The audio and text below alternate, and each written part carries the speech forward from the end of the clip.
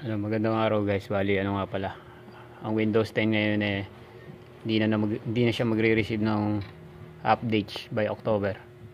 Bali, yung old PC nyo, pwedeng maging yan, Windows 11. Kahit hindi siya compatible.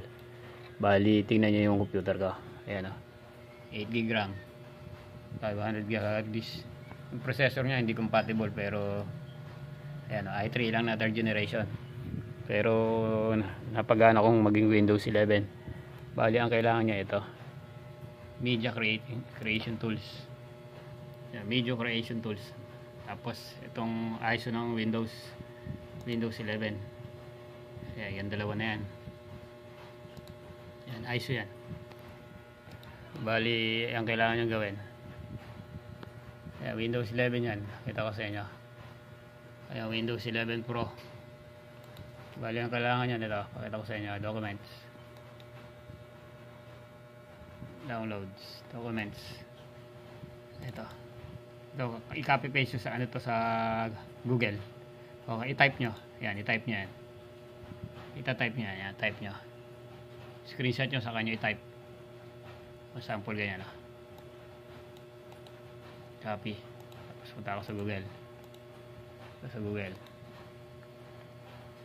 Dito sa taas kayo pupunta, tapos paste nya, tapos enter. Ayan na siya. Ito yung pangalawa, yung Media Creation Tools. Ito i-download yung una. Ito yung una. Tapos yung ISO, ito. Ayan, pindutin nyo select download. Ayan, ISO. Tapos confirm nyo. Waiting nyo. Waiting pa. Tapos di pa yan tapos, syempre choose language, tapos English, tapos confirm.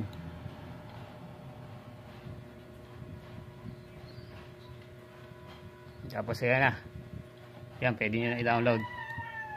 Yan, IDM kasi gamit ko, kaya i-download ko na. Yan, pagka wala kang IDM dito, lalabas dito yan sa may tatlong guhit, download.